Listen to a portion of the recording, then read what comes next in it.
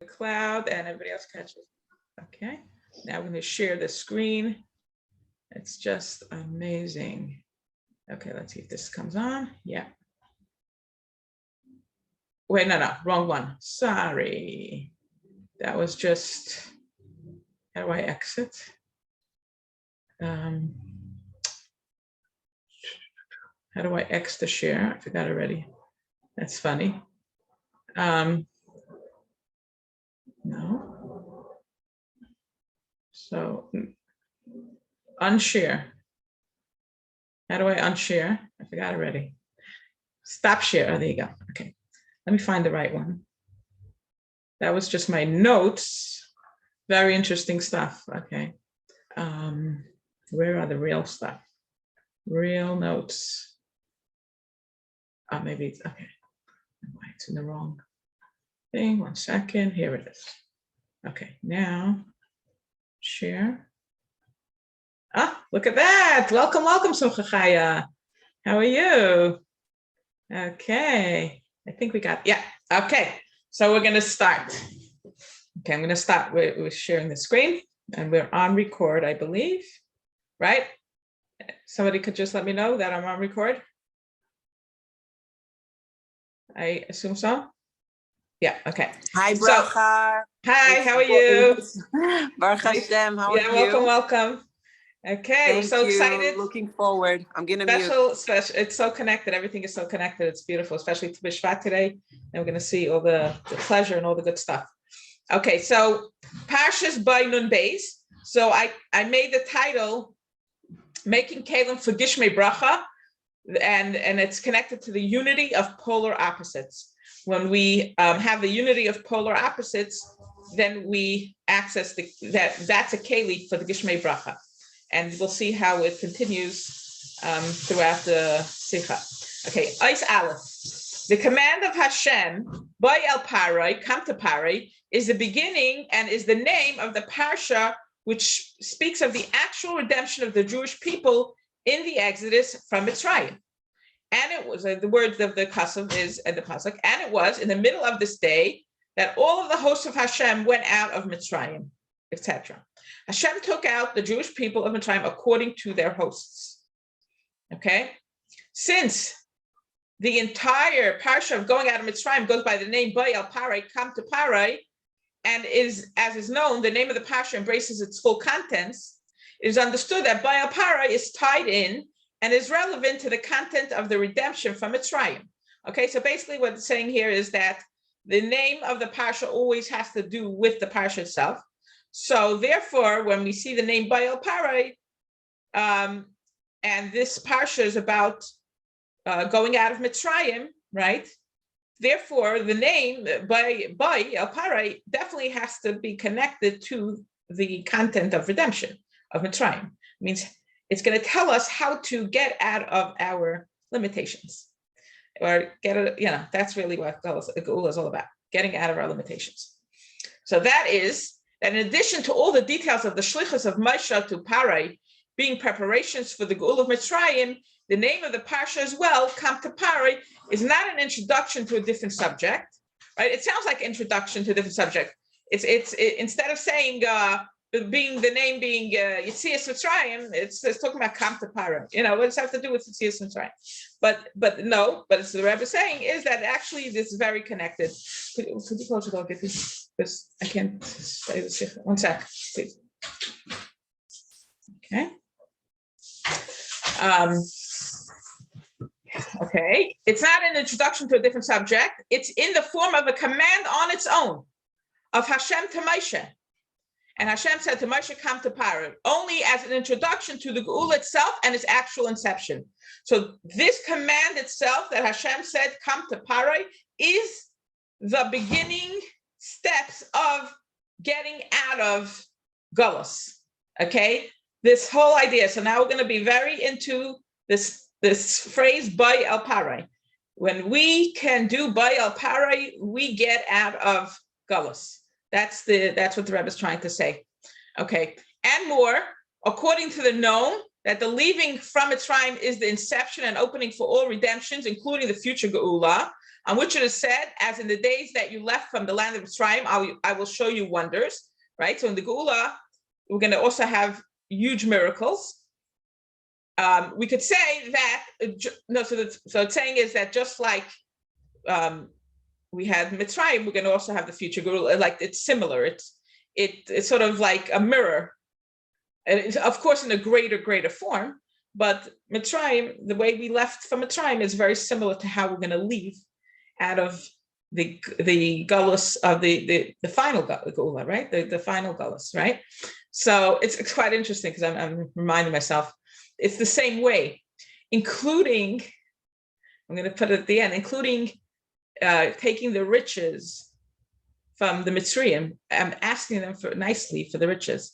So it's like, that's also included in leaving. Like, it's like how we get out is that we have to take these expansive lights with us in a nice way to get out of Mitzrayim, to get out of the final gullus. We could say that the Kam to Pare, the inception of the redemption of Mitzrayim, is also the beginning of the redemption of the future. Okay, so the Rebbe is saying whatever we're learning here is also foretelling how it's going to be and how we are going to get out of this gullus. What do we need to do to get out of the gullus? Okay, and we need to understand the connection of Kam to Pare to the Geula. Okay, so what's the connection? At first sight, these contradict one another. For Kam to Pare implies that Pare is the superpower and that Moshe should come to and is in need of him. Okay, right? Is that you understand what I'm saying here? That what do you mean that we're talking about getting out of gullus? Bayal Pare, it sounds like when we're going out of gullus, we're going to be exalted and great. So coming to Pare sounds like he's a low person, okay? And Pare is the superpower. So how could it be that the Geula begins with something like Moshe needs something from Pare? I mean, it doesn't look right, okay? Then it gets even more.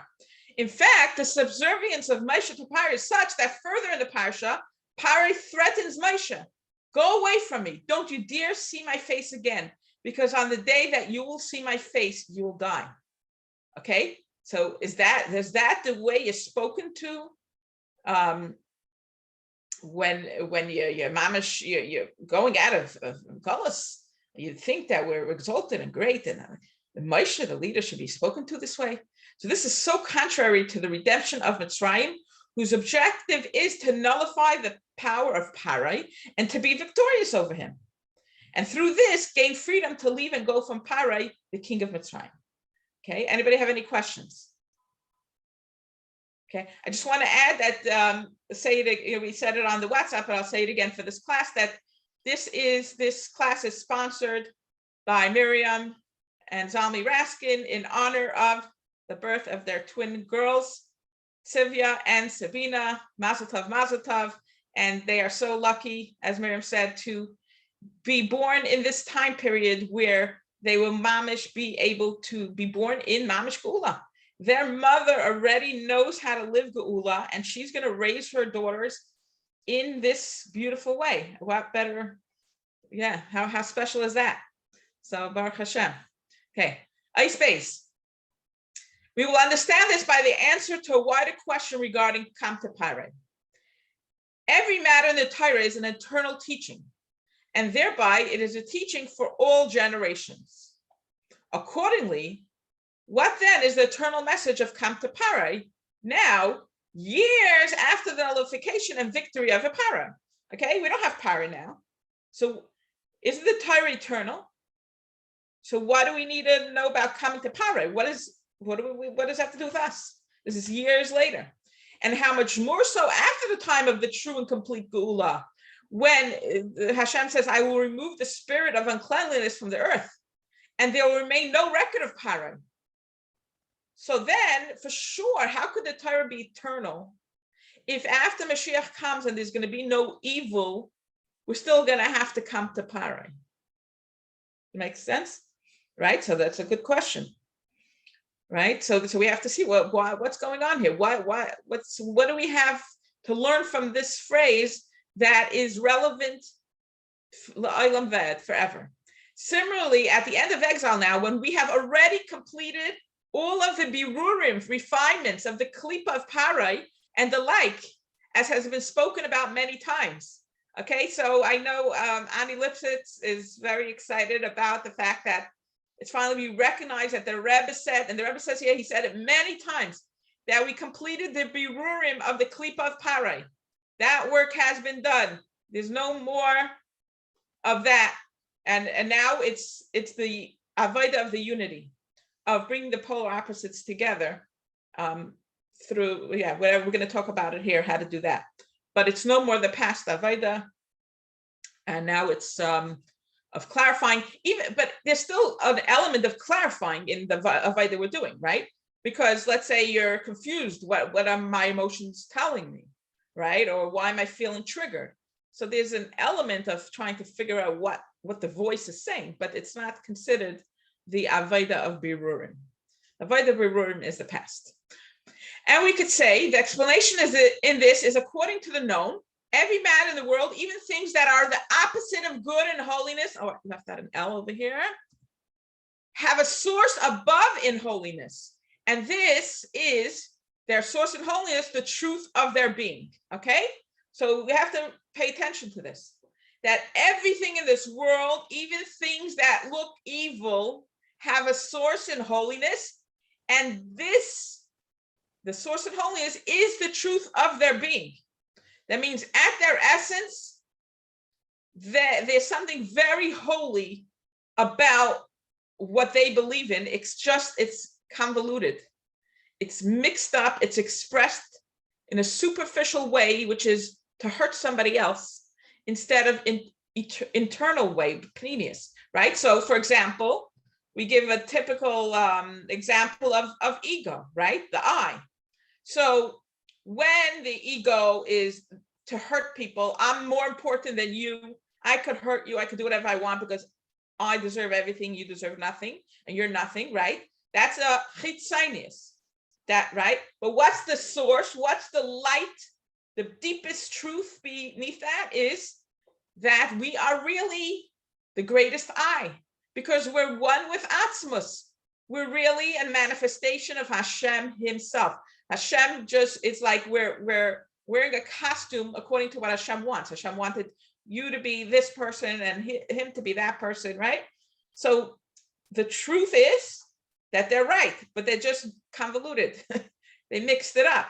So the same thing is with everything that's evil and negative. There's a deep truth beneath the surface that when you acknowledge that truth and use it right, it'll heal the wrong way of expressing it. So when we love ourselves unconditionally and feel worthy, we're like taking those lights away that are used wrong for ego from other people or even from ourselves. Understand? That's how we redeem those holy lights. Okay. So yet after manifold descents through barriers and concealments, they arrive here below as an entity opposite of their source. Now you have to understand, we learned many times, why did Hashem have to conceal and constrict and cover them up with klippas? Because Hashem wanted to reveal that we're actually one with him, and he wanted to be revealed in this world. And if we would recognize that before we had a chance to have the kalim to be able to handle such great information, right? I mean, it's hard to wrap your mind around the fact that we're mamash Hashem, right? But if Hashem would reveal all these truths about Hashem too early, we wouldn't be able to handle it. So Hashem sort of hid them in klippas, right? He gave them to the klippas and Sitra Achra. And then once we're ready, now it's our job to take back and reveal all those truths, which is the work right now. Everything that they have, figure out what's the truth behind it and bring it aboard. And that's redeeming all those lights. So they arrive as an entity opposite to their source. Okay, so you have to do with the opposite. Whatever the chitzonious is, go look for the pnimius of that same thing. There's something true about it. The same is true of parai. We find in the Zayar on the verse, V'hakol nishma Oh, listen to this. V'hakol nishma beis Parai, and the voice was heard in the house of Parai. Does the word voice sound familiar? Right? Who could help me out? Does anybody help me out with the voice? Wow, what's so special about the word voice? Kolkala. Exactly, the feminine, the voice of the Tohu, right? So this is we're alluding to that, and the voice of Tohu, right? Right. So like the voice of the emotions, the voice, all the feminine, right? We said is going to rise to her heights and reveal that that's the greater light. So the Rebbe brings it here. Interesting. I never saw that before. The Hakol Nishma Beis Parai, and the voice was heard in the palace of Parai, right? And we're going to see that it says that what's the palace of Parai? The dir b'tachtenim of Hashem of Atzmos. So the voice of the feminine has to be heard in order for Atzmos to be revealed, like to be taken out from the unholiness of Parai into the greatest revelation, the highest thing of the revelation of Atzmos. You got to hear the voice. The voice was heard. You underline was heard as well. Has to be heard. Okay, that voice that was suppressed all these years because it wasn't time. So the heavenly palace of Parai, symbolic of the palace above, the abode from which there gushes forth and is revealed, is Pariu, the same word as Parai. All spiritual lights and lamps, all that was previously hidden. Okay, Hashem has so many hidden things to reveal, and as we do this Avodah, we start becoming more intimate and start knowing Hashem more, and there's just so much more amazing things to understand about Hashem, and but it's just following just a certain path, and that's all really it is. It's like you could sum it up in a few sentences, and that's how you reveal the all those lights and the abundance and the Gishmei Bracha from Atzmos.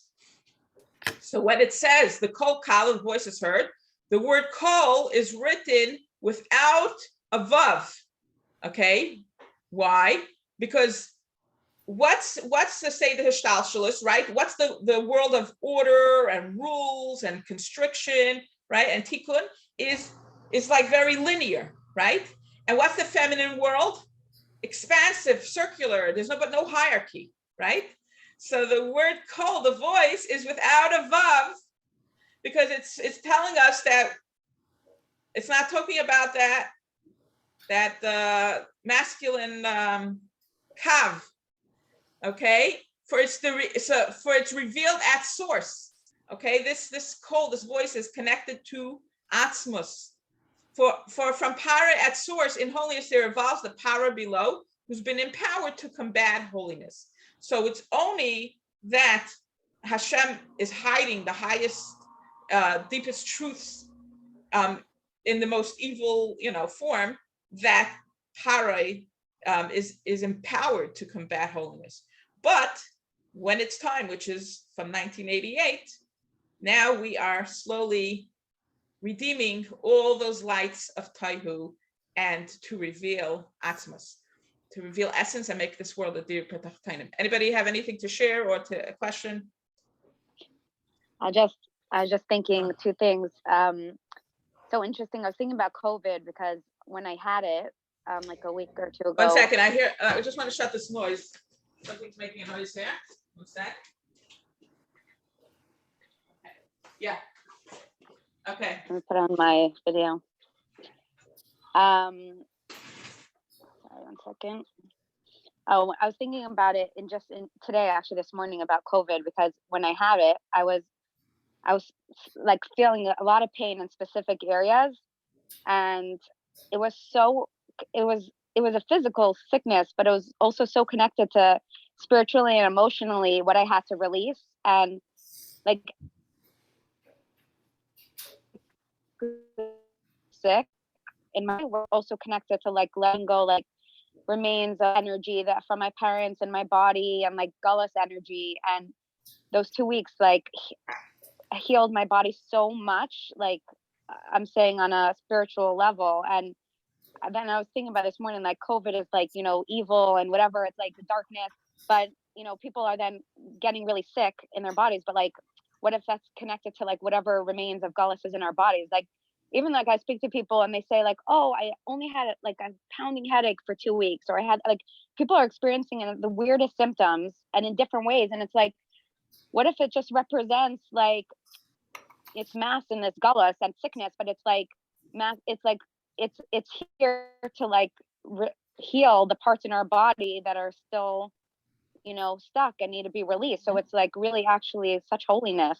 Exactly. I know that was just right. And darker something is, the Rebbe says right here, is its source is in holiness. So there's nothing bad. Once you understand the whole thing, right? The Alter Rebbe says that the greatest good comes from pain, right?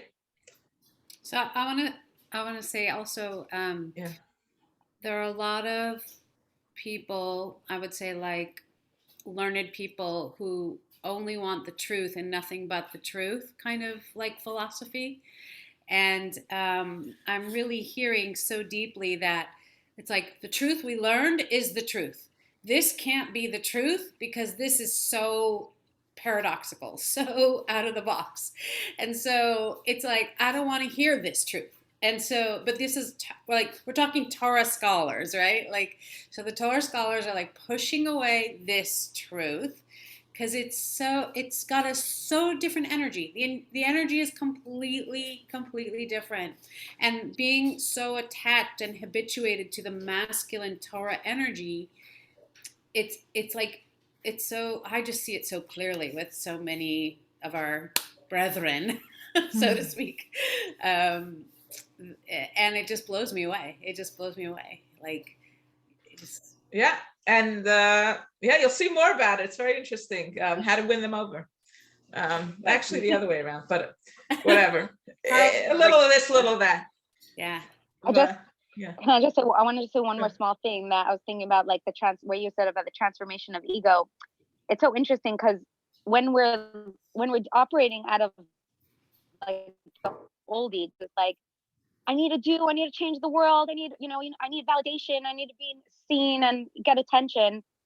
That it's really, it's not actually coming from true, like holy ego. It's coming from worthlessness, because if you feel worthless, you need that old ego feeling, the high, to feel okay. But it's so amazing. The transformation is like true ego, holy ego is like, I am so whole at this moment. I don't need to do a thing. Like, I'll just sit here and whatever I need and whatever is needed will come to me. Like really, that's so egotistical, but it's wholly egotistical. That's like, it's that trust of like, you know, I never thought about his ego, but when you said the holy ego, it's like every day waking up and being like, it's okay. I don't need to do anything. I like Hashem.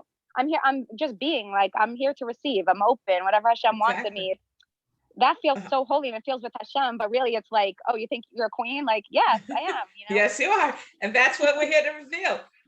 It's like Hashem, you have to understand, like, you have to, like, in a certain way, Hashem hid himself to be able to allow us to slowly acclimate to the fact that we're Hashem, right? And in order for that to happen, okay, so I was thinking, what's the holiness of cruelty? Now that's what I was thinking. So, you know, Hashem, he has to hide himself, and sometimes he has to bring somebody to the rock bottom and look like he's cruel because he's not even rescuing them till they figure out that they're living wrong, and they got to turn around and make, you know, and connect, and they're chasing the wrong thing, right? So that I would say, I was just thinking, what's the holiness of cruelty? Is that when somebody needs to transform their life and you're rescuing them, you're actually hurting them. And you think, oh, I'm being cruel. I'm not rescuing them. No, you're actually, if it's coming from a pnimius place and you want the best for them, it looks cruel, but it's actually holy because they're suffering from their darkness. They're not having fun when they're in their darkness, right? So the best gift you could give them is to allow them to get to the place where they can't do it anymore, and then they come home to themselves. But if you're going to rescue them, you're going to keep them in suffering forever. So I thought that was the holiness of cruelty. Yeah. All right. Next. Okay. Ice Gimel. So now we can understand the meaning of Baal Pari, come to Pari, at its source of holiness. The Zayar on our Pasha explains the instruction, come to Pari, as with Pari here below. What is the meaning of come to Pari and not go to Pari? Okay, why does it say, if Hashem was giving Moshe instruction to go to Pari, he should have said Lecha Pari. Why is he saying Baal Pari? So because Hashem brought him, Moshe, from one heavenly chamber to the next. Finally, wait, I think I skipped something. But I'll say it verbally because I thought that was there. So I think the Rebbe explains that the reason is because Hashem was saying that come with me. Don't go to Parai. I understand why you on your own can't go to Parai, but what I'm asking is that you come with me. Okay, that's next. Okay, so Hashem brought him, Moshe, from one heavenly chamber to the next, finally reaching a lofty, powerful snake, from which there descended many levels. And what was this? I don't know why this is here. I'm sorry, it doesn't make sense that it's here. Let me look it up 1 second. Please bear with me. I don't know. I might have just moved around the paragraph by mistake. It just doesn't flow. Sorry. Okay. We're in Ice Gimel. Okay. Lecha Pari. Oh, okay. That's what happened. Okay. That's how the Rebbe wrote it. Okay. So what happened? Hashem brought Moshe from one heavenly chamber to the next, finally reaching a lofty, powerful snake, from which there descended many levels. And what was this? The secret of the great snake, Parai, the superpower of the time. So Moshe was greatly afraid of this and only approached the canals, the channels of spiritual energy flowing down from there, yet afraid to approach because he saw how it was sourced in lofty origins. Okay, so when Hashem was saying, come with me to Parai, Hashem was inviting Moshe to visit and mamish the greatest revelations of Atmos to be revealed to him. And he felt like it was just going to be too overwhelming. You know, like if sometimes, I don't feel that right now, I'm not that afraid of it, but I know in the past I would be afraid, like, oh, if Hashem would reveal himself, I don't know if I could handle it. You know, it's like the whole thought about it is like the greatness of Hashem, who knows? I don't know, it sounds scary, right? So Moshe was afraid to go because he knew that Hashem was going to reveal the greatest revelations of Atmos. And he was afraid. So when Hashem saw that Moshe was afraid and that any emissary to follow would not be able to approach these great heights, Hashem said, okay, behold, I myself will bring you to Parai, the king of Mitzrayim, the great snake which crouches in his canals. And Hashem needed to wage war with him, nobody else, as the verse says, I am Havaya. Ani Hashem Havaya. Okay. That is because the forcefulness of the actual klipa of Parai, the great snake, is in his residence, in the palace of the king, whose source was in lofty roots. So Moshe was afraid to approach him. Okay, why was he afraid to approach him? Because, could you imagine if Parai is the opposite of the revelations of Atmos, but his source is in Atmos, could you imagine how scary the klipa that was protecting this light in this world down here is? Okay, so Moshe was afraid to approach this klipa. So that is why Hashem did not say go to Parai, go yourself, but rather come to Parai. As he, Moshe, would go together with Hashem and enter the palace of Parai. Hashem would bring Moshe in together with himself to the pnimius ve'etzem, innermost essence of the klipa of Parai. And what do we always learn? How do you reveal the truth of your heart's desires? It has to be from pnimius. It has to come from within, which is from your heart and not from your head, not from the shoulds and not from, all the other cheshbainis that we make in our head. The head has to have bittul and it has to hear what the body and the heart say. And then then the head could come back in and help the heart express what it needs to express, and the body, to do whatever it needs to do. So Hashem was saying, yes, there's a big klipa guarding this very, very high light, which is really beneath that surface is the revelation of Atzmos. So I'm going to take you myself to the pnimius, which is very interesting because now we're the ones doing it. But in the time when they weren't ready yet, so Hashem helped Moshe connect to the pnimius ve'etzem of the klipa of Parai. One chamber with the next, wage war with him in order to utterly conquer him. According to this, we have to understand the meaning of Baal Parai, come to Parai of holiness. That of I will gush forth and reveal all heavenly lights. Anybody have any questions? Yeah, I just wanted to add the idea that Baal Parai is Moshe, and now it's us. Like you could also maybe say that it's supposed to be the Canaan, but the Canaan kind of fell out. So it wasn't Moshe. The Zakanim were originally supposed to join. Oh. So there's room for that also, I think, no? Yeah, that's right. 100%. But also, okay. I just want to say what you're saying, like we're doing this work now, but it's the same concept that Moshe could never have done it without Hashem. So when we are partnered with Hashem and we, are connected to our essence, to Hashem, that's when we could interact with the powers of the world and the Tohu light and have that victory. It's we can't do it. Without Hashem, it was always lust, and did always bring us right. down. But what people don't understand is that they think that the mind is higher than the heart, and you can't access Atzmos without the Tohu lights, which is from the heart. So everybody was said, I'm going to trust in Hashem. I'm going to believe in Hashem. I'm going to bring Hashem with me. But that's a very superficial trust in Hashem. They're just talking themselves into it. So that's not a real trust. Real trust is your mamish feel relaxed.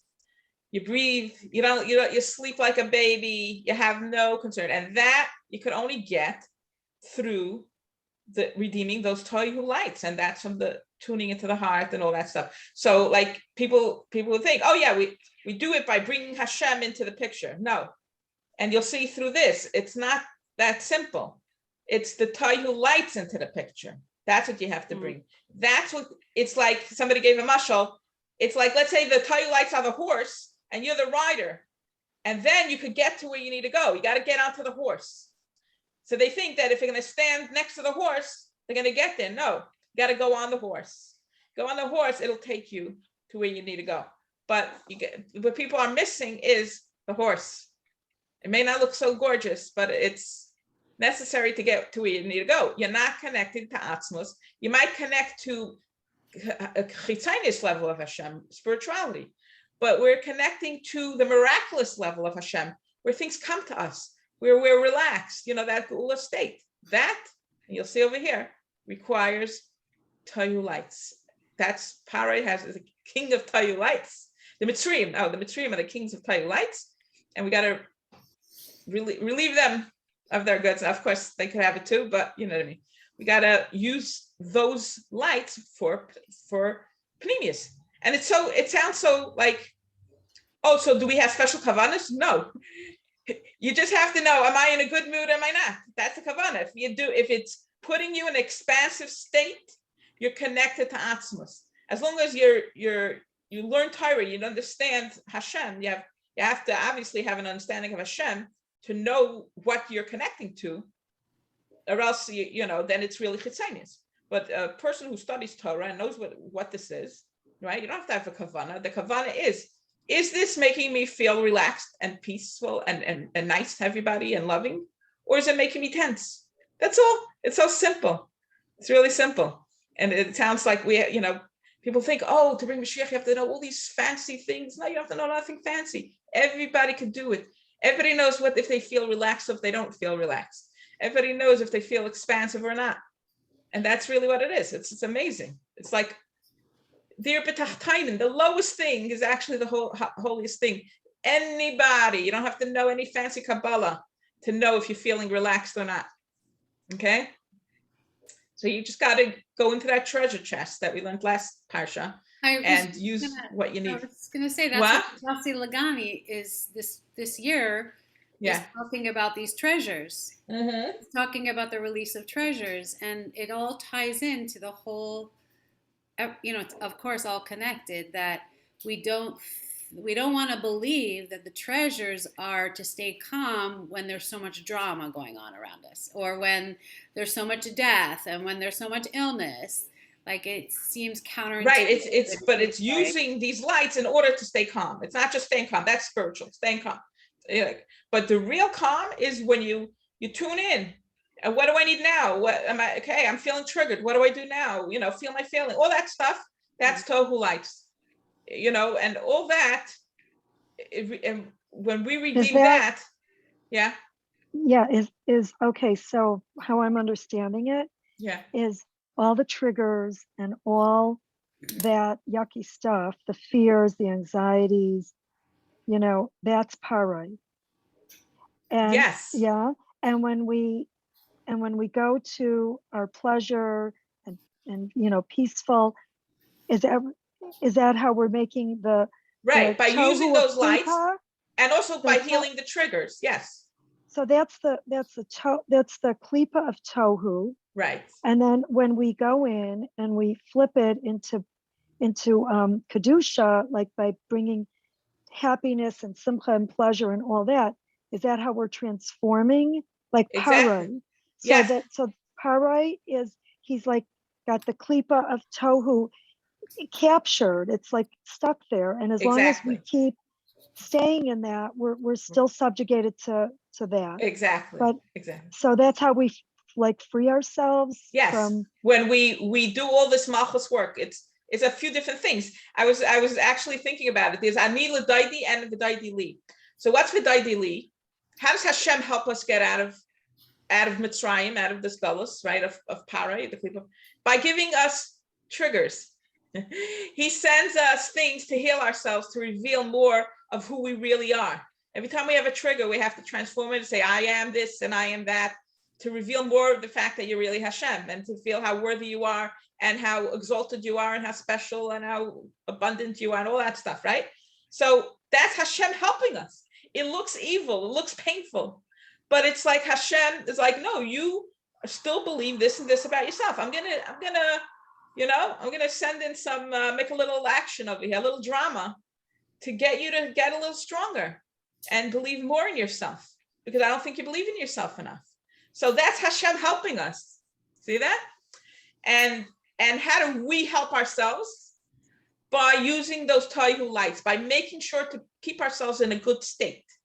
So that's the ani l'daidi. V'daidi li is Hashem giving us triggers and throwing us curves and doing all these things to get us out of false beliefs and all that stuff, and things that we're doing that are not true to ourselves, to get us out of it. What do? We take care of ourselves and put ourselves in a good state so that we don't need that many triggers to take us home to who we really are. So that's the two of us. That's really the partnership that's what I just understood today of ani l'daidi v'daidi li. It doesn't look pleasant, but how else are we going to get out of it, right? We think it's holy when we. Can I share an example? Yeah. Sure. Yeah, I want to share an example. I feel like I shared something last week with my husband and I and then it's just a continuation. It's so amazing what you're saying. Like Hashem gives brings up things, just to heal it even more. So it's so interesting because we're on shlichus together, and initially, like, we were both in galus energy and like trying to make it happen and like making ourselves crazy. And then I, Baruch Hashem, as I'm feeling that, it was very hard for my husband initially. I mean, it was very hard, and he kept trying to look, and operate in that way. And then it was for a long week, he was again, like he started getting anxious again, and he like, Ma, I can't do that. Like, we came as partners. We need to be partners. Strategize. And then we are partners. I cook for events. I'm here. I teach the woman. Like, I have guests. Like, I can't. It doesn't work for me. I can't be in the bigger picture anymore. And then he was like, okay, well then I don't know if we could do shluchas because I can't do it. So I guess maybe we're just gonna have to leave, or I'm not doing this without you. I'm like, okay. And he's like, well, then we're not gonna have parnasa. I'm like, Hashem's in charge. Like, I think you should do whatever you desire. Like, you have to love this. You have to do it. Like, it was so unbelievable. It was like the first time we were engaging in that I was just so clear that like Hashem is in charge. Hashem's in charge of parnasa. I don't have to figure this out. Like, I know the truth. I know where I need to be. And I didn't, it was like such a test, but it was the first time that I knew my clarity so much that it wasn't hard for me. And I kept saying the same thing. And I was like, I'm like, if you don't feel like you can do it, then Hashem has another plan. Like, you have to do what you want to do. And then we ended the meeting, like, whatever, it was what it was. And then that night he came to me, is like, Nechama, I was thinking a lot about you when you said the truth is that I don't want to be operating this way. And I just don't know any other way. And I want to let go, and I want to do what I want to do. And I want to operate from joy and with Hashem. And I'm just scared. I don't know how. And from that moment, it was about like 5 days ago, like something like clicked and switched in him. He's like completely in a different zone. And like, I'm scared, but I know Hashem has a plan. I know his energy is so different. It's like, I feel like he's like joining my world. It's like, there's no more resistance right now, Baruch Hashem. And it was such a test. It was like, Hashem set that up. It's like, can you step up this game and don't fall for this bait at all? Exactly. And like what you're saying, like that. Yes, Anila Daidi. It's scary, it looks scary. I'm cruel. I'm like, yeah. But it takes you to redemption. That everybody's gonna be, the men and the women are gonna be able to live in a way that's true for themselves. And not feel that pressure, not feel like they're not good enough. And if they're relaxing, there's something wrong with them, and this, and they have to always be busy, and that whole busy feeling, or else you're not worthy. You're not worthy of what? Of existing? Hashem, you're Hashem. Hashem exists forever. Try again. What are you not worthy of? You're Hashem. So, okay, you have a mission to accomplish. Very good. What is it? Find out. But whatever it is, it should bring you joy. It should be easy, pleasurable, exciting to be in that. It should be something special. It's not a pressure. It's not. That's all parai. That's all parai stuff. And then it disconnects you from your truth because you're angry at Hashem. And when you start living this way, imamish, it could be whatever you're going through, you feel, you don't even question Hashem anymore. It's like, yeah, I know already. I just got to get through this. Yeah. It's beautiful, but you got to be on this, on the train, as we say. Baruch Hashem. Okay, so now, did we say this? Regarding Parei above in Kedusha, the revelation of godliness, how is it possible to say that Moshe was afraid to enter there alone, and it was necessary for Hashem to command him by El Parei, come to Parei, that Hashem would bring Moshe with him, right? How can we say that Moshe was afraid? So what does it mean that Moshe was afraid? And we could say the explanation to this is as follows. Parei of Kedusha is the highest revelation of godliness, both in essence and revelation. So one, the revelation of all the lights, including the highest lights and levels in godliness, all the lights and lamps, even all that was hidden, are revealed there. And the revelation is too, as in the gushing forth, this order, above order, measure, or limits. Okay, so basically what it's saying here is that what's going to be revealed over here? What is this whole revelation that he's scared of? Okay, so number one is that there's the revelation of all the lights, like everything contained in Asmos, all the highest levels, everything that's hidden, all the secrets. And then there's disorder. What's he afraid of? First of all, that's overwhelming to know all the secrets and everything. And then there's disorder. Right? When in this world, this is the Olam HaTikun, right? And the world of Seder Shalshalos, there's hierarchy, there's order, there's halacha, there's rules, right? And Tohu light is very, there's no kalim. Without kalim, it's like all over the place. You don't even know what to do with it. So I don't know if I put it here. What's some examples of Tohu light that's disordered, right? So emotions, right? if we don't know what to do with our emotions, we just go crazy, we don't know what to do with it. Or things that we want to do or desire, if you don't know what to do with those desires, you don't know how to start, how to finish, they don't have kalim, it could be very overwhelming. So that's what was like very frightening, this whole idea that there's no seder, like how do I even hold on to it? The whole thing was scary to Moshe.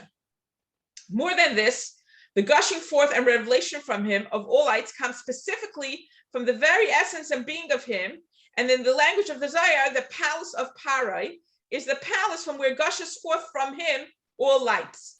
Hashem brings out all lights because in the house, the dira, the king is found, revealed in all of his essence. Okay, so he understood that Hashem is mamish going to reveal himself because he's saying, come to the palace. Okay, what's Hashem's? So he's saying, come to my palace. So the palace of Parai of Tuma, the opposite is Asmus, and the home of Hashem, right? And that's over here, the Dir B'Tachtainim, right? And his mamish Hashem is going to reveal himself. That's very scary. So because in his house, the Dira, the king is found. He's revealed in all of his essence. For as it is, light on its own is restricted by the limitations and forms of the details of the revelation. And at every level and progression, it continues in a particular order according to its own formula and specific exposure with order and gradation. Okay, so basically what it's saying here is that, it's interesting, I listened to a class before this on Basi Lagani, Yossi Jacobson was explaining the difference between the revelation of light and the revelation of the gushing forth. The para is the gushing forth, right? Which we understand is the flow. When you're in a state of flow, things come to you. But if you don't have kalim, it's like you don't know what to do with it. Okay, you don't know what to do with all this stuff. Okay, so Yossi Jacobson explained that the difference between the light and the gushing forth is that the light doesn't do anything. The light just reveals truths about Hashem. The light, so he gave an example. Let's say you're standing in front of a mirror, right? And you're in front of the mirror. So now the mirror has your image. You move away, the mirror doesn't have your image. Did you do anything for the mirror? No. The mirror didn't gain anything from it. Okay? It just revealed what you look like if you look in the mirror. But if you move away, nothing happens. So light, the only really, when it's like contained in different forms, like that's what it's saying, it's gradations and measures and limits, it helps you see Hashem in different ways. But it doesn't really add anything to you. It doesn't give you anything. It just reveals different parts of Hashem. So let's say we're saying that when we're challenged, so it's really Hashem trying to up-level us. So that's like the light. Okay, but it doesn't really do anything. It's just knowledge. It's seeing Hashem in it. But the gushing forth is actually shefa. It's giving to somebody else something. And it's example of, let's say, a teacher that wants to give over material to his student, so he brings it down to the student's level. He gives it to him in the kalim that he has, right? And now the student is left with that information, and he has it for life. He's upgraded, right? So he has that for life, and even after the teacher passes away, he's left with this. He's left with this, this thing that he received. So the same thing, in all receiving. When the shefa is something that actually adds to us and makes us, changes us. The light is just a revelation of different expressions of Hashem. Okay, so now, yeah. Go ahead, Gila. When we do get light but don't have a keli, how do we experience that? We experience it as information that stays in our head. If you have a keli, you could actually know what to do with it. Bring it down to action. That I would say is the keli, like to take it and reveal it into the world. So it's like people who learn Torah, but they just learn. They don't really do anything with it. But in order to change as a person, you have to make the kalim, and if, let's say in the past it was the midas, right? And then use it accordingly, and that's how you reveal. So then it's already, you're giving over something, but it's the light itself could just illuminates the truth. But if you don't do anything with it, nothing happens. So would that be an answer to Shandel's question in the Exactly. she was saying, yes, right, exactly. I have plenty what to say about him. We'll leave it at that. And then I could just share like a weird experience that I had a number of years ago about not having the kalim when I had a lot of light. I don't know if it was Tohu light or so. I had just started my journey into learning Hasidus. I mean, I was frum and everything, but I had never delved deeply. I was Lubavitch and everything. So it was quite a few years ago. And I had started taking classes and I had a book, The Four Worlds. I had, wonderful Tanya teacher, Hasidus teacher. And I was it wasn't going in my brain at all. And I was so upset. I would go every week and I would study the book. It just wasn't going in. And then it was on Shavuos, which is kind of interesting that it was the first night of Shavuos. I was in my bedroom and so it was Yontiv, and so the lights were dim. But I had a little light from my closet shining, and I was reading the book, one of the books, and I just asked Hashem, please, open this up for me. I want to understand. I just want to understand. And then all of a sudden, the paragraph that I was on lit up. Wow. It lit up, and I got and I felt like a breeze. Like I had my ceiling fan on, it's Shavuos, so it's like summertime, it's warm.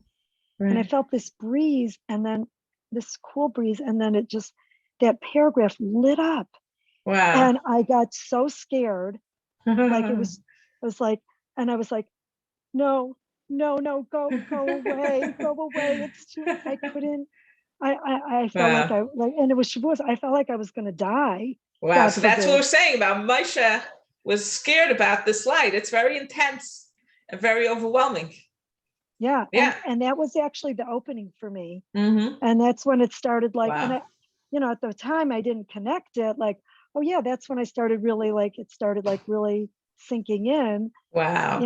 I didn't make that connection really at the time, but I remember telling my teacher of that experience, and her comment to me was, and it happened on Shavuos. There's Hashem right there, Matan Torah, but with Hasidus, modern day Matan Torah. Wow. But you did, Yeah. And I was like, no, it's too much. like the Yidden at Matan Torah, they were like, no. Oh, wow. Thank you for sharing. Thank you. You're welcome. Thank you. Okay, thank you. Okay, so now, from here it is understood that in order for there to be revelation of all the lights and all that was concealed, the opposite of revelation and more, that it should be in the form of gushing forth. The way it is when it is above order and gradation. Its source can only be from the essence of Hashem. The source of Kaviyachol is Sparyu Kol Naharim, gushing forth all the lights. Okay, so we're gonna understand later. In order for Hashem to be revealed, it has to be that we have to reveal Asmos. Okay, in order for for it to be understood that this whole world is a Dibur Tachtainim, we have to start revealing from this gushing forth light source of Hashem, which is not what we had access to before. As the Zohar in our Parsha puts it, the essence of Parei, with many levels evolving from him, and together with this, an ultimate source such as this, which is completely above an immediate source, as is a luminary and light. Therefore, there is revealed from him all lights and all that was concealed in a manner of gushing forth. Okay? So basically, Hashem's essence is really like stillness, right? And in order for Hashem has so much infinite potential within his essence, right? So in order for Hashem to reveal different aspects of himself, okay, so he has to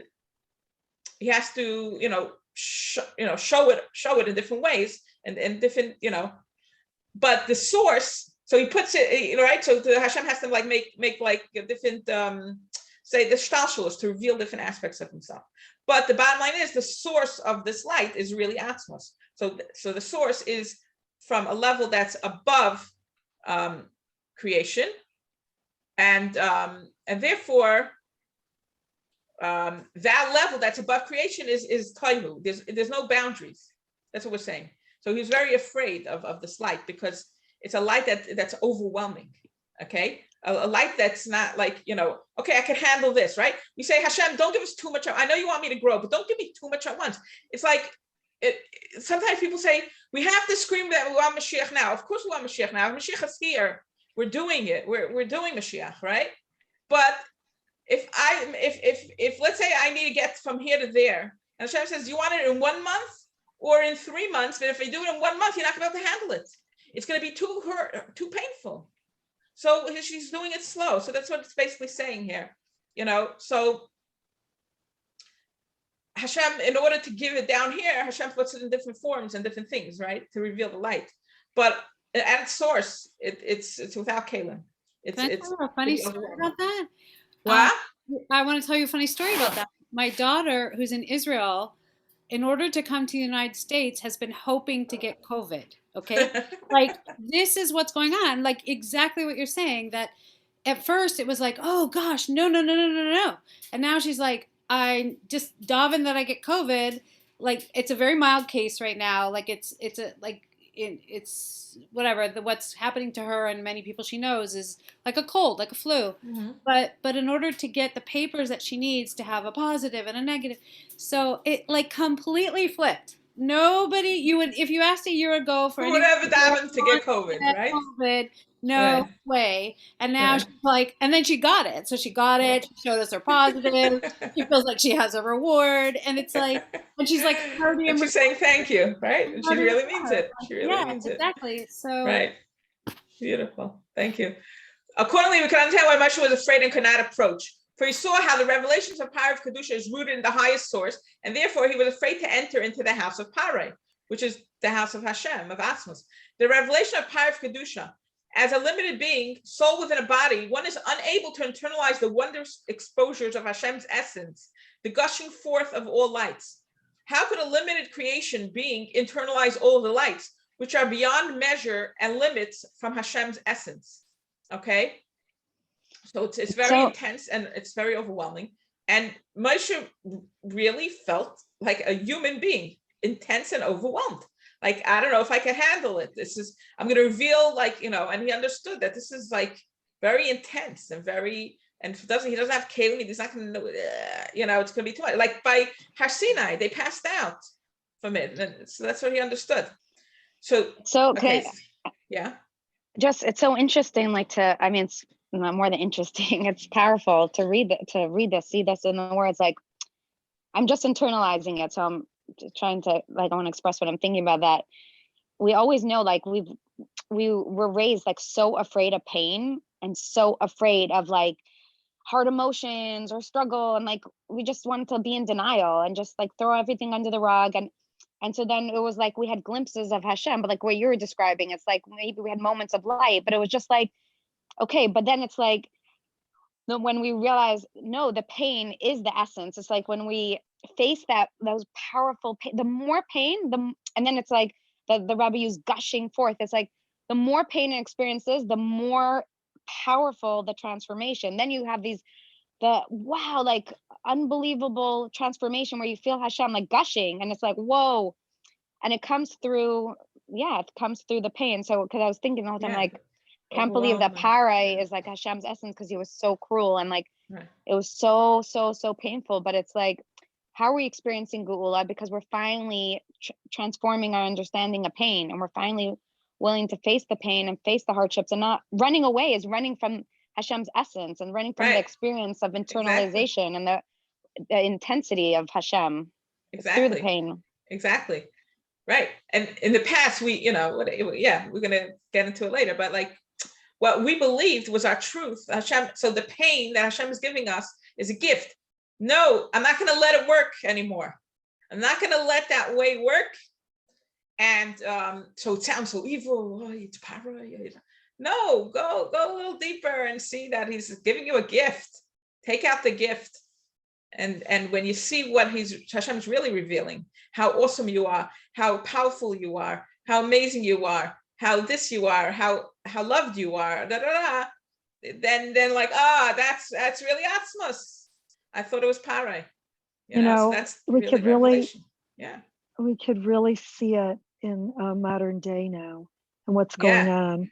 And it's so excruciatingly terrifying, when you like find out what the plan and, I don't want to go into all that, but what's coming out of it is like, it's unbelievable. Like when you look around and you have to look in the alternative news to, to see what's going on around the world, like the protests that are going on and how people are like, I just, I'm also listen to these different things, like people are like coming out and speaking like they were never able to speak publicly. They were never able to share, and they attribute it to COVID. Like before COVID, I did my job, and I was just leading this mediocre life. But since COVID and I can't go to work anymore, so now I'm a Zoom speaker, and and shining their light. They're finally shining their light. It forced them into shining their light. It's amazing. Yes, and all these parents that are going in front of school boards, and I just like see all this like incredible outcry from the whole world. It's not just a few people, fringe people that are like rebelling against what's going on, but it's like in mass almost from what I'm seeing now. And it's like a counter revolution for godliness, that 100%. couldn't have been brought to the surface without this power that we're experiencing. Exactly. So it's like we're reliving Egypt. Like it's so real. All these things are real because we're like in the past when we learned these things, it wasn't real. We weren't living this kind of life where we could actually see it. Now we also know what to do with it, and we have the kalim. We know how to use it, how to not get lost into it, and all that stuff. And we could Pashat reveal just by recognizing that this is Atmos being revealed in things that look hard, difficult, and look what the good that's coming out. So this is where Mamish living this. It's amazing. Okay, I just want to get to the end, and then we'll continue. Okay. So as for the canals, revelations of orderly graduated worlds that a created being is able to receive, which is why Moshe was not afraid to approach Parai. Okay, so basically, Moshe wasn't afraid of the revealed godliness. Okay, the kind of godliness that wasn't so deep and wasn't so, it's the things you see in the world. It's pleasant, whatever he understood about God, like that was like in the world. But to go to understand the essence of Hashem, that was already too much. So as at the level in his palace, in Hashem's home, that's essence, and certainly outside of his palace, however, as Pare, the gushing forth all lights, within his palace, with all the forcefulness, the revelations of essence of Hashem, of this Moshe was fearful, because as soul within body, this cannot be received, as we saw by Har Sinai. But we are now living in a different kufa. We have the key to be able to reveal Atmos, soul, in a body. And what's the secret? Tohu, lights, healing, healing, all that, work that we're doing, the healing work, pleasure, self-care, all the stuff to get you into the state of expansiveness. That state of expansiveness is how we connect to us, is how we reveal Atmos, because that's the state that you don't have limitations. When someone's connected to that, they're not afraid of anything because they're just so chilled, nothing bothers them. So we have that ability. But Moshe did not have that at that time. And that's why he was afraid. And so Hashem said, I'll give you that feeling of expansiveness and whatever, to be able to handle it, that we are now able to do ourselves in this time. And we're actually revealing, the asmas and bringing gula. So we're like the Moshe Rabbeinus. Every single person is actually the Moshe Rabbeinu. Okay. And we could say that this is hinted to also in the Parsha as it continues, when Parshas said to Moshe, listen to this, go away from me, take heed. Don't you dare see my face again. What's face? Pnimius. Because on the day you will see my face, pnimius, you will die. To this Moshe agreed by saying, so have you spoken. Never again will I see your face. Okay, so what does it mean? And for this it is understood that these words of Parah have a place in Torah and Kedusha, only that according to how they are in Kedusha, it is good in its completion.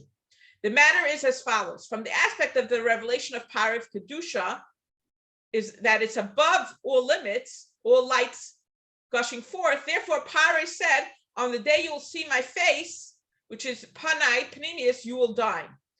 Because without the kalim, we don't have the ability to access these lights, to connect to our pnimius. In the past, we weren't able to, right? We had to do a skafia, right? We had to stay away from it. We didn't have the kalim. And he was saying the truth. On the day that if you don't have those kalim, and it's not the time, then if you try to connect to the pnimius, you could actually pass out. You don't have the kalim for it. You're not going to be able to handle this light. It's not the time. So he was actually saying the truth. It's only now that the avodah that we're doing is connecting to Atzmos through the pnimius. But Parah was telling Moshe, you don't have that. And so the day you'll try to access it on your own through the pnimius, you will die. It's if you don't have the kalim, it could cause, like by Har Sinai, cause them to die. So the revelation of to see your face, the countenance of Parah, to perceive the inwardness of the gushing forth of all the lights above limitations. And we're able through Ritzayin Hashem, right, to perceive the inwardness. The work we're doing is to take it from a superficial expression, which is dark, and reveal what's the truth about it. And that's how we reveal essence, right? Because behind those dark things are really very, very high truths about Hashem. This revelation of seeing your face can only be when the soul is above all limits of a physical body and limitations, which is tied into Tu B'Shvat. The Tu B'Shvat Sicha that I posted on the WhatsApp talks about the fact that when we have physical pleasure, it takes us to a place above limitations. That on that level, we're connected to Hashem's essence, and then we're able to reveal Hashem's essence in the world. It helps us like not be so Mitzrayim, so constricted and so small-minded and so petty and so 3D. It's like, I'll give you an example, okay? As my sister Miriam said I could share it. Okay, so she had a baby. She had the twins on Friday, right? And she knew that because of COVID, they're not letting anybody. She wanted me to come stay with her on Shabbos to help her out, and she wanted her husband to go home to take care of the kids because she felt that it would be better, that it'll be easier for the kids if he goes home. But they said once he leaves, nobody could come, and they don't even let anybody in. Even if you want to be a doula, nobody. That's it. Just one person, and if he leaves, that's it. So she figured, okay, she'll just take enough food and she'll be okay. She'll manage, even though she knew she was having a C-section. Okay, so anyway, her husband leaves on Friday, and then an hour before Shabbos, she calls me up. No, she leaves me a WhatsApp. She says, help, I'm stuck in my bed. Besides that, I'm in pain. I'm attached to all these machines. My babies are crying. I'm thirsty. I have no water. I'm ringing the nurse for who knows how long, and nobody's coming. And so like, okay, you're in New Jersey. I mean, wherever you are, I'm who knows how, it's Erev Shabbos. They don't even let me in. How am I how am I going to be able to help you? I can't bring her water. I can't take care of the babies, nothing. So I was like, okay. So she leaves me a message. So, and I tried to call her back. She wasn't listening, picking up the ringer. I was like, how am I going to help her? I said, okay, Hashem, you're going to help me figure this out. And then I click. All right, gotcha. So I called, try this one. Which hospital is she in? I didn't even know which hospital. She's in, New Jersey. I finally got, she's in New Jersey. And this, I called up the hospital in 1 second, got to the operator, told him, please connect me to the nurse's station. I spoke to the nurses in the maternity ward. They connect me right away. The nurses picked up right away. And I told them exactly what's going on. And they said, sure, no problem. They went straight to her room. And then she was already crying, whatever. So that also helped, being vulnerable. And they took care of her. And after that, they treated her like a queen. The bottom line is, what the point here I'm saying is that now we have this is not, I'm not going to say this is a miracle story, but what I'm bringing out here is that when we're stuck in 3D thinking, we think there's no way, how are we going to solve this problem? I mean, I can't go in here, I can't be there. And like, it's almost Shabbos and they're not going to let it. And you're stuck for hours and hours and hours or whatever. But when you connect to Atzmos, you could be at the other end of the world. Anything is possible. In 2 minutes, you could get her water and a nurse for the babies. When you're connected to Atzmos, you're not stuck in that limited thinking. Like, you know what I mean? When you're in that small-minded thinking, you're like, this is just impossible. She's just gonna have to suffer. I don't know what to do, right? But when you're an expansive mind, there must be a solution. There must be, chick chack, nurse, like, that's it, send her a nurse. So that is the beauty of living in our times, when we are connected to the pnimius and we use the Tohu lights to put us in a level in a state of expansiveness and put us in a good mood. That light connects us to Atzmos. Atzmos is miracles, it's quick solutions, easy, things work, they cooperate, everything works, there's no like force. And that's exactly a small example of what we're talking about with the revelation of these lights that have no limitations, right? Because I'm not stuck, even though it's an hour before Shabbos, nobody's come in, that sounds like you're stuck. Nah, we just crossed over, like, are you, what did it say? can I ask a question? Sure. No, go ahead. What were you going to say? It's like crossed over what? What's it called? L'chatchila river. You don't even have to, so this is l'chatchila river. Yeah. So are you saying because of all the work that you've done and you have that, it's like a real strong connection to Atzmos, to Hashem. So you thought like, so then you asked Hashem for help, but it was like with enough of like Patachin, I guess, Amuna Patachin, that of course I'm not stuck and all I have to do is ask Hashem. And then the idea popped into your mind after you made that link, right, that connection. Exactly. But the first step, but you're saying the first step is connecting to those lights. So you're it's saying to realize, like, okay, I don't know if I could, but it's like two things I want to make. One example is that I didn't even get lost in the 3D. I didn't say, like I asked other people what they would have done. They were like, maybe we should have called a shliach, and maybe that's so 3D, to have that, like, okay, just quick, that's one thing. But I'm really giving an example of how it looks like when you're in that vibration. When you're in that vibration, everything looks like that. That's my point. Like the vibration of that, but also of expansiveness, like, that things are, you're not stuck in like things that look impossible. There's knowing solutions. That. Just knowing that you're not stuck. And then somehow or other, if there's a solution, you're in that vibration, it'll come to you and it'll work. Like I could have called, the nurses wouldn't have picked up. They could have said, well, too busy. They were overwhelmed, but they just were so sweet by miracle. And they treated her like a queen the rest of Shabbos, but, and it was 3 minutes. And you could think there's no solution, right? So when you're in this vibration, you like trust that don't worry, we'll figure it out, even though it's gonna have the Shabbos, right? But we did, Baruch Hashem. So that's an example of living in this light. Great example. So because we're above limits of physical body and limitations. My physical body cannot get there. They don't even let me in. That's what I'm saying. So it sounds like, oh, it's impossible. How am I going to help them? Hashem will already tell me how. And when you connect it to Atzmos, you're in a good vibration, and it's quick and it works. And that's the beauty. So here's the last ice for today, because I don't want to go too long. Ice Aleph, for this, there needed to be a special command and the giving of unique kayach strength from Hashem to Moshe. Vayom Hashem el Moshe, by el Pare. Hashem said to Moshe, when Hashem used when we have Vayom Hashem, that's Hashem giving him special energy, that pnimius energy. Like this, he didn't have access.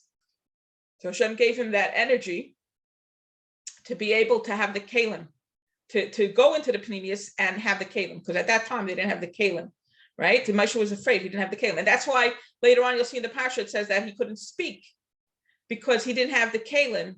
He had Tohu light, he understood Tohu and all the greatness, but he didn't have the kalim to express it, right? So he knew that he didn't have the kalim to bring it down. So that's why Hashem gave that command. That's like giving him the koyach as if he has the kalim. So now he was able to go. The things we have now, that's what Hashem gifted Moshe, to be able to go and face those dark things and understand very deep, high truths in things that look like they're dark, and reveal like the deepest truth of Hashem and understand. So when it says Vayom Hashem el Moshe, by Hashem gave him the koyach that we have now. In the Geula generation, we have the ability because we have the kalim to do that. The essence of Hashem, which transcends all parameters of vessels and boundaries, escorts Moshe to Paro. So even though he still remains a soul in a limited body, Moshe is able to receive the revelations of Ispariyu Kol Neharim, gushing out of all the spiritual lights from Atzmos to Hashem.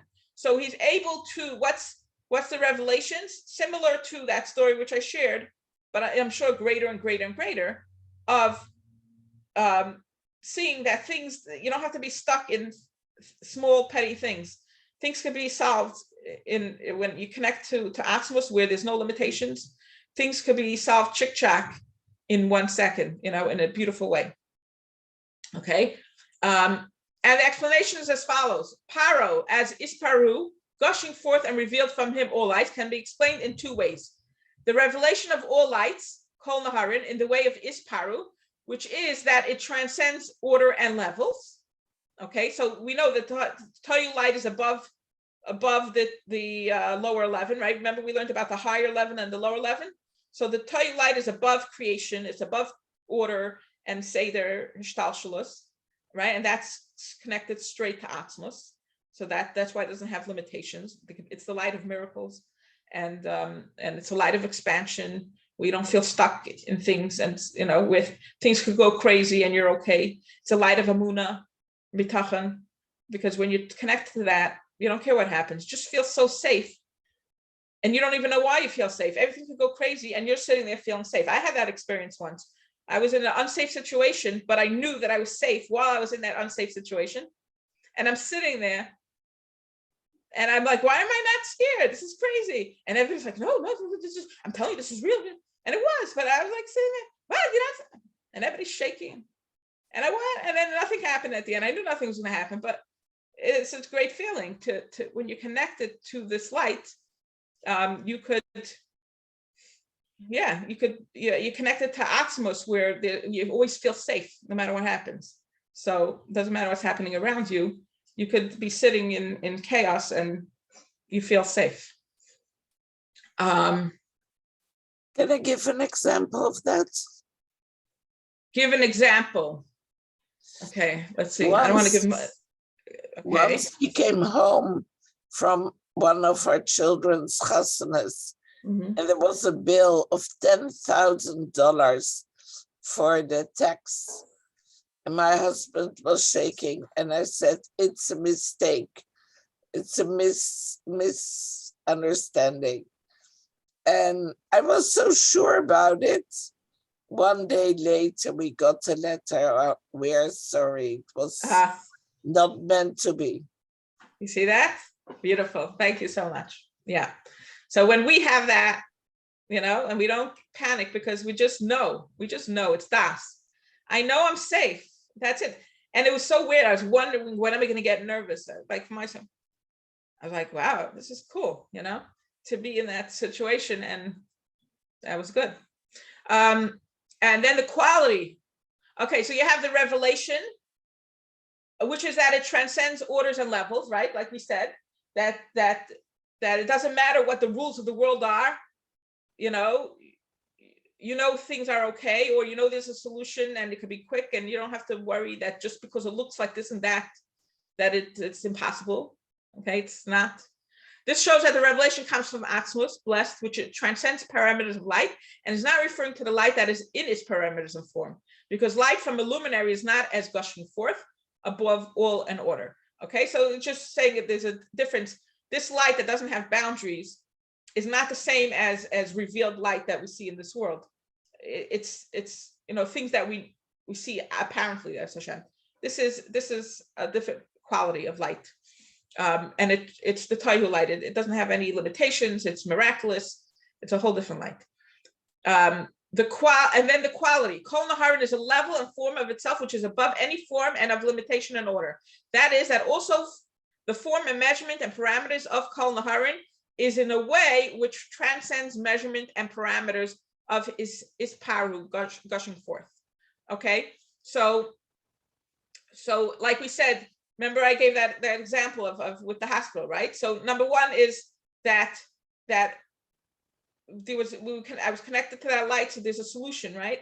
And then the quality, the fact that they connected me in 2 seconds, the fact that the nurses agreed, that whole thing, chick chat, So it's like not feeling stuck, feeling connected to a higher, you're not stuck in this 3D world where things are hard and you're long and a different level. And the quality is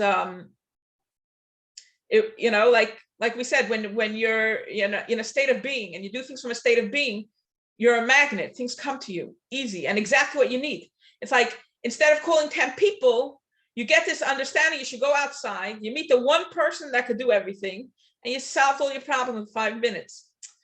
That's when you're connected to this light. That's the thing, the quality and the quantity. It's such a great level to be connected to. Okay, because it's just the idea of Geula is to live a regular life in a miraculous way. You see what I'm saying? It's like we know we might have challenges, but we know what to do. We don't know everything, but we know what we will be told what we need to do, and things that we need are going to come. We don't have to make ourselves crazy. So you can live like a peaceful, relaxed life within the drama. I think life is always going to have some kind of drama, or else it gets boring. But we're going to live with that confidence and that knowing that whatever I need, Hashem's just going to send me, and He'll tell me what I need to do, and all that. So we're like relaxed. Oh, okay, I can handle this. I know what I need to do. That's also okay. We said that. Okay, so now we're up to the unity of the polar opposites, and then we'll leave off over here. And the unification of polar opposites, that of Kol Naharin, all lights, and this paru gushing forth, comes specifically via Atzmos, essence, as was said before in Ois Gimel. So there's the light, right? So we said the light just reveals Hashem, but it doesn't really add anything. It's a revelation of this is God, that's God, but you don't really do anything with it. Okay, I know, very good. Then the Nahar, right? The what do we say? The Isparu, the flow, that is like a mashpia that gives you something.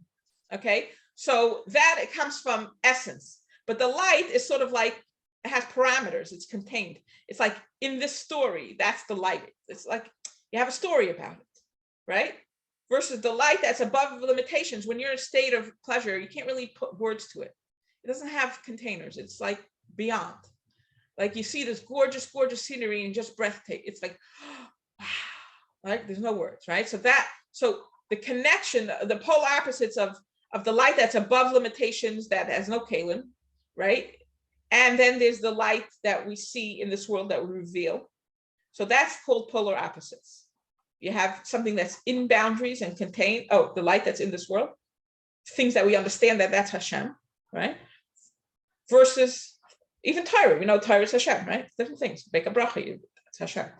Versus this transcendent light that has no limitation. So how do you unify the two of them? So that is through atzmos, through the kayach of atzmos. That's bayal para. And we learned in the past, how do you connect to this kayach? By going into the pnimius halev, and tuning into the inwardness of your heart and your body. That's direct connection to atzmos. And you have to maintain that through taking care of yourself, putting yourself in a good state and all that. And then you're able to unify the two opposites. You could bring that miraculous light into your life, into a revealed way. Like we said with that story of how with my sister, right? So that's the unity of polar opposites.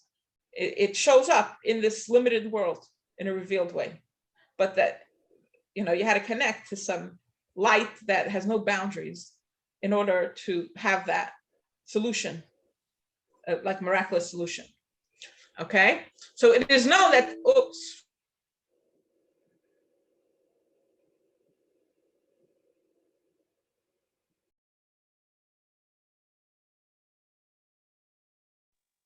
I think she got cut off or something.